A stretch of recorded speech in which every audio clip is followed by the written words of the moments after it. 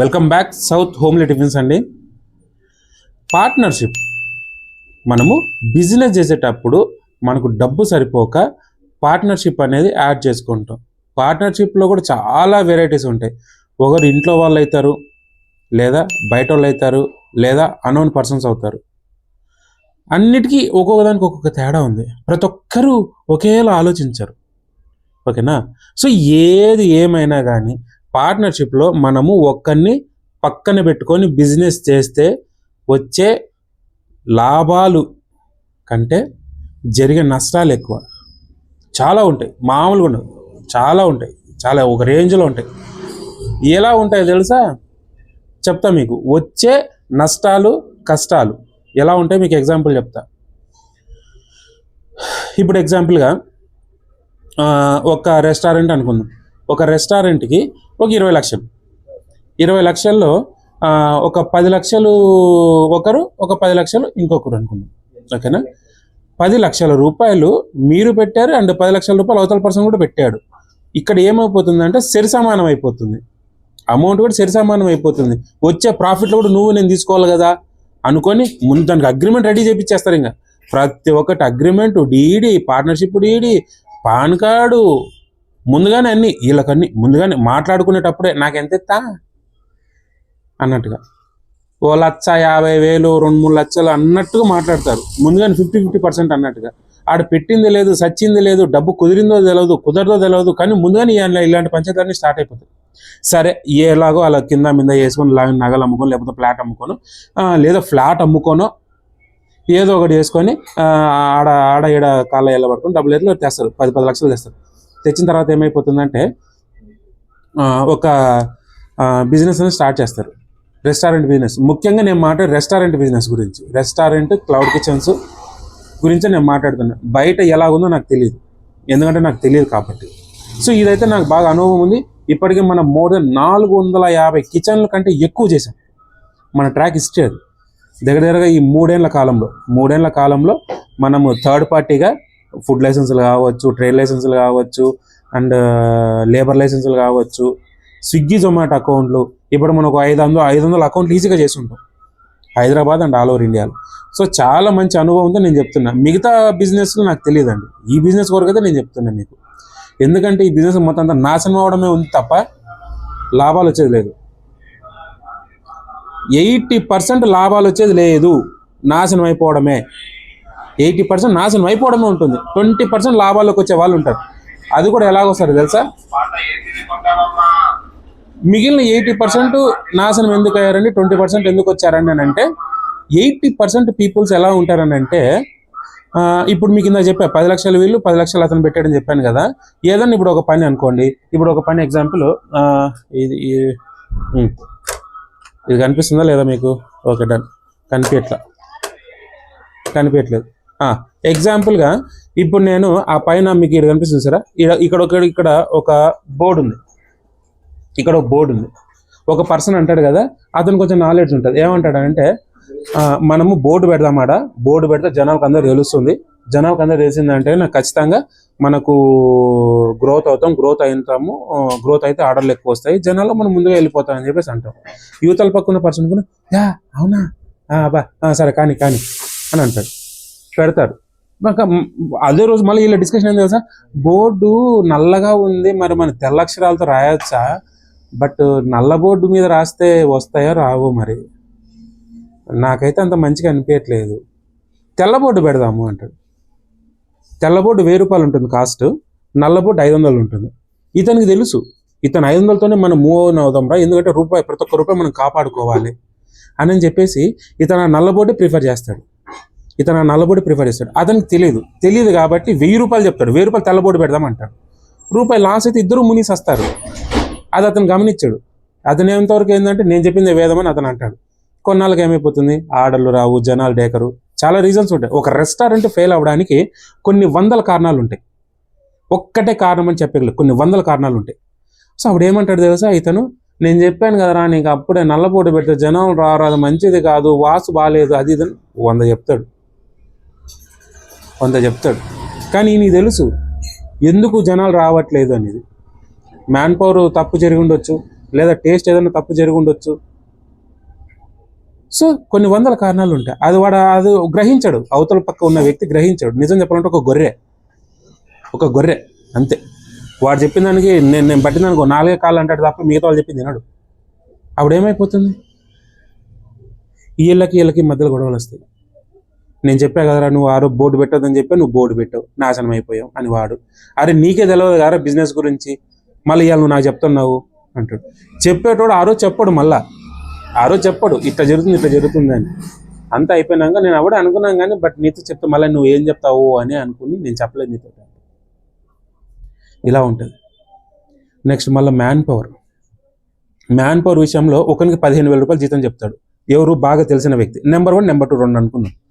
Number 1 వ్యక్తి ఏమంటాడంటే 15,000 రూపాయలు మాట్లాడుంటాడు. నెంబర్ 2 వ్యక్తి ఏమంటాడు సార్, చెప్పే కదా గొర్రె అని. ఆ గొర్రె ఏమంటాడు తెలుసా, 15,000 రూపాయలు ఎందుకురా, 10,000 రూపాయలు ఇద్దాంలే మస్తు అయిపోతుంది 10,000 రూపాయల అని అంటాడు. చెప్పే కదా గొర్రె 10,000 రూపాయలు ఉంటాడు, ఈయన 15,000 ఉంటాడు. ఈ 15,000 రూపాయలు ఈయన నెంబర్ 1 పర్సన్ ఆల్రెడీ మొత్తం మార్కెట్ మొత్తం సెర్చ్ చేసి ఉంటాడు. సెర్చ్ చేసి బయట 20,000 అంటే 15,000కి ఒక 5,000 తగ్గించుకునే చేస్తాడు. ఎందుకంటే ఇల్లు బాగుపడాలిగా, ఇద్దరూ బాగుపడాలి. అందుకని చెప్పి ఒక 5,000 తగ్గించుకొని 15,000 చేసుకోండి, ఏదో చేసుకోండి, మేము అంత బతకాలని చెప్పి ఏదో బతిమలాడుకుని తెస్తాడు. అది నీకు నచ్చదు. పోనీ వీడన్నా తెస్తాడా? తేడు. అంత ఏగిత లేదు, అంత స్తోమత లేదు, అంత నాలెడ్జ్ కూడా లేదు. ఇప్పుడు వానికి డబ్బులు ఇచ్చినావు, 15,000 రూపాయలు నువ్వు ఇచ్చినావు, బయట 10,000 రూపాయలు దొరుకుతున్నారు జనాలు, 15,000 రూపాయలు నువ్వు తెస్తున్నావు, అంత నీ ఇష్టం అయిపోయింది, మా కాడేం ఇప్పుడు మా ఇష్టం ఏమిటో ఏం లేదా అని ఎదుర్కొచ్చింది. చిన్నగా ఒక్కొక్క దాంట్లో లాభాలు వచ్చాయనుకోండి, నీకు 30 నాకు 20, లేదా నాకు 30 నీకు 20 బరాబర్, ఏక్ తెరా ఏక్ మేరా, 2 తెరా 3 మేరా అన్నట్టు ఉంటుంది పరిస్థితి. సో ప్రతి ఒక్క దాంట్లోనూ వస్తాయి సమస్యలు అనేది. ఏ ఒక్కడు కూడా కాంప్రమైజ్ కాడు. ఎందుకంటే ఇద్దరు 10 లక్షలు పెట్టారు కదా. ఈ యువతల పక్క ఉన్న పర్సన్ 10 లక్షలు పెట్టాడు, యువతల పక్క ఉన్న పర్సన్ 10 లక్షలు పెట్టాడు. ఏ ఒక్కడు కాంప్రమైజ్ కాడు. లాస్ట్కి ఏమైపోతుంది అని అంటే ఎత్తేల్సిన పరిస్థితి వస్తుంది. నోరు మూసుకొని ఎత్తేసి చలో 10 లక్షలు మునిగిపోయినాం అంటారు. పోనీ మునిగిపోయినాక ఏమన్నా ఉంటుందా? ఉండదు. నీ వల్లే నేను నాశనమైంది. నేను సైలెంట్గా ఏదో చేసుకునే నా కొడుకుని నన్ను అనవసరంగా నువ్వు గుంజినావు, నా 10 లక్షలు పోయినాయి అని చెప్పి అనవసరమైన టాపిక్స్, అనవసరమైన గొడవలు, దీని గురించి కేసు, కోర్టులు, పెద్ద పంచాయతీ. సో వీడికి చెప్పాక గొర్రె అని ఈయనకేం తెలియదు. మెయింటైన్ చేసే చేత కాదు, మాట్లాడేది చేత కాదు. ఏదో ఉన్నామంటే ఉన్నాము. దేనికి డబ్బు పెట్టినందుకు. డబ్బు ఎవడైనా పెడతాడు. తెలివి అనేది ఉండాలి. ముఖ్యంగా రెస్టారెంట్ ఫీల్డ్, ఫుడ్ ఇండస్ట్రీలో ఇంత నాలెడ్జ్ అని కొంచెం ఉండాలి. కొంచెం ఉంటేనే పెట్టాలి. లేదు మేము ఐటీ ఎంప్లాయీస్, మేము చక్కగా వచ్చేస్తాము, లోన్ వేస్తాము, వచ్చేస్తాము అంటారు. ఐటీ ఎంప్లాయీస్తో వచ్చే తలకాయ నొప్పి ఇది. మ్యాక్సిమం 99% నేను చెప్తున్నా కదా, శాలరీ ఎంప్లాయీస్తో వచ్చే తలనొప్పి ఇది. ఒక చిన్న లోన్ అట్లా వేస్తారు. చిన్న లోన్ నెలకు ఒక 5,000 10,000 కట్టుకోవచ్చు అని అనుకొని ఒక లోన్ వేస్తారు, వచ్చేస్తుంది. ఆ 10 లక్షలు తెచ్చి దీంట్లో పెడతాడు, అయిపోయి మళ్ళీ కట్టుకొని సావాలి కదా. 5 ఏళ్ళు 10 ఏళ్ళు కట్టుకోవాలి కదా. వచ్చేస్తారు, డబ్బులు వచ్చేస్తాయని చెప్పి ఆలోచనతో పెడతారు.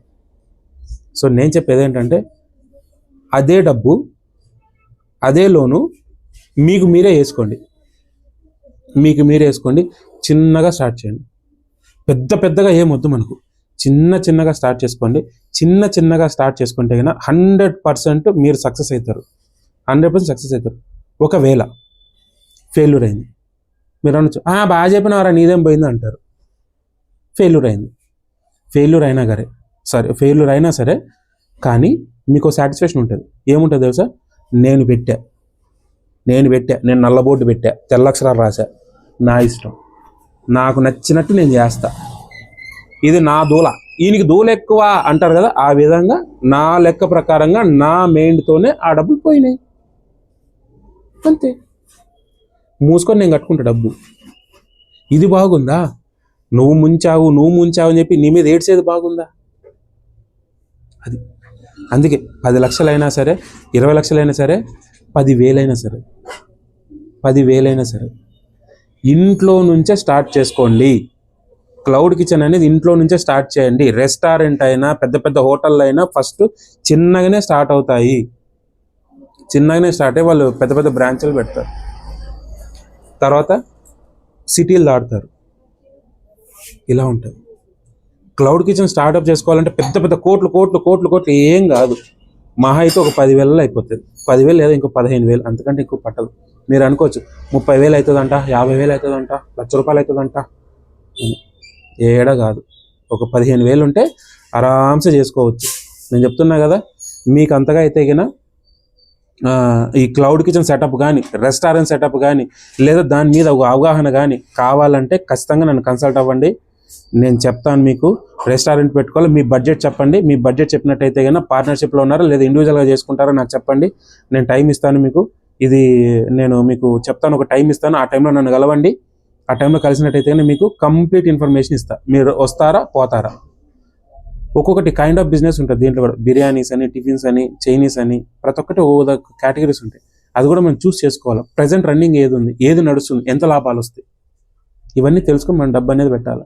నన్ను కన్సల్ట్ అవ్వండి, నేను చెప్తాను. ఇక్కడ ఒకసారి నెంబర్ ఇస్తాను చూడండి, ఆ నెంబర్ కాంటాక్ట్ అవ్వండి. నాకు ప్రతిదీ ఏదైనా సరే మీరు అడగొచ్చు. ఫుడ్ ఇండస్ట్రీ వరకు నేను ప్రతిదీ చెప్తాను. లోత్ ఎక్కడుందో చెప్తా, అప్ ఎక్కడుందో చెప్తాను, అన్నీ చెప్తాను. కన్సల్ట్ అవ్వండి. నెక్స్ట్ ఇంకోటి క్లౌడ్ కిచెన్. క్లౌడ్ కిచెన్ ఎంతోమంది మన దగ్గర చేసుకున్న చాలా హ్యాపీగా ఉన్నారు, చాలా సక్సెస్లో ఉన్నారు. అది నేను చెప్పే మాట కాదు, నా వీడియోలే చెప్పే సమాధానం. చూసారు కదా, బ్యాక్లో ఒకసారి చూడండి. ఇది కట్ చేసిన తర్వాత ఒకసారి నా వీడియోస్ చూడండి. ఎంత సక్సెస్లో ఉన్నారో జనాలు చెప్తారు. ఇంకా నేను పెట్టని చాలా ఉన్నాయి, పెట్టినవి ఇవి, ఇంకా పెట్టని చాలా ఉన్నాయి. అది బయట అనవసరంగా బయట వాళ్ళు తక్కువ రేటు చేస్తారంట, వాళ్ళు ఏదో ₹100 చేస్తారంట, 200 చేస్తారంట. అవి కాదండి. 200 300 సరే చెప్తారు, మీరు ఆశపడతారు, 300 వేస్తారు. ఫోన్ ఎత్తపోతే ఏం చేస్తారు? పోయినట్టే కదా డబ్బులు. మన అలా కాదు. నేను చెప్తున్నా కదా, మన సక్సెస్ ఏంటి, మనతో ఉన్న వాళ్ళు ఎలా ఉన్నారు ఏంటి అనేది మన వీడియోలో చెప్తాను మీకు. ఓకేనా? సో నేను చెప్పేది ఏంటంటే, పార్ట్నర్షిప్లో దయచేసి మీరు పెట్టవద్దు, అస్సలు పెట్టవద్దు, అసలు టచ్ చేయకండి. ఇంట్లోనే స్టార్ట్ చేయండి అబ్బా, ఇంట్లోనే స్టార్ట్ చేయండి. ఇప్పుడు నేనేం చెప్పా, ఇప్పుడు 10 లక్షలు అన్నా కదా, 10 లక్షలు అవతల పక్క పర్సన్ 10 లక్షలు కదా. నేనేమంటానంటే 10 లక్షలు వద్దు, ప్రస్తుతానికి ఒక 15,000 20,000 పెట్టుకుని స్టార్ట్ చేసుకో, అంతే. నీ టైం బాగుండి నువ్వు దీంట్లో ఇక్కడ నేర్చుకుంటావు కదా, ఇక్కడ ఓనమాలు నేర్చుకుంటావు కదా క్లౌడ్ కిచెన్లో. నేర్చుకున్న తర్వాత నీకు ఒక 3 నెలలు 4 నెలలు గ్యాప్ తీసుకో, రన్నింగ్ చేసుకో కిచెన్. ఇంట్లో నుంచి రన్నింగ్ చేసుకో. మీ భార్య లేదా మీ అమ్మగారు, మీ నాన్నగారు, నువ్వు, మీ అక్క, మీ చెల్లి, వీళ్ళందరూ కలిసి రన్ చేయండి. తెలుసుకోండి బిజినెస్. ఒక 4-5 నెలలు ఆగండి, మీకు అర్థమవుతుంది బిజినెస్ చెయ్యాలా వద్దా అనేది. అప్పుడే ఇట్లా లోన్ ఎందుకు రాదు, అర్థమవుతుంది ఎంత పెట్టాలా అనేది. దాన్ని బట్టి అప్పుడు మీరే దిగండి సోలోగా. అంతేగాని వేరే వాళ్ళని ఎవరిని నమ్మొద్దు, ఎవరిని దింపొద్దు. నేను మళ్ళీ ఇదే చెప్తా. ఓకేనా? ఎనీవే, వీడియోలు చాలామంది ఫాలో అవుతున్నారు ఇప్పటి వరకు. మీకు ఇంకా ఇన్ఫర్మేషన్ కావాలంటే ఇంకోసారి మళ్ళీ నెంబర్ వేస్తాను ఇక్కడ చూడండి. నాకు కాంటాక్ట్ అవ్వండి, నేను చెప్తాను. మీకు టైం ఇస్తాను, ఆ టైంలో మీరు నాకు కాంటాక్ట్ అవ్వచ్చు. ఓకేనా? ఇది ఇయాటి వీడియో. పార్ట్నర్షిప్లో అయితే మళ్ళీ పార్ట్నర్షిప్లో అయితే బిజినెస్ స్టార్ట్ చేయండి. ఓకేనా? Thank you.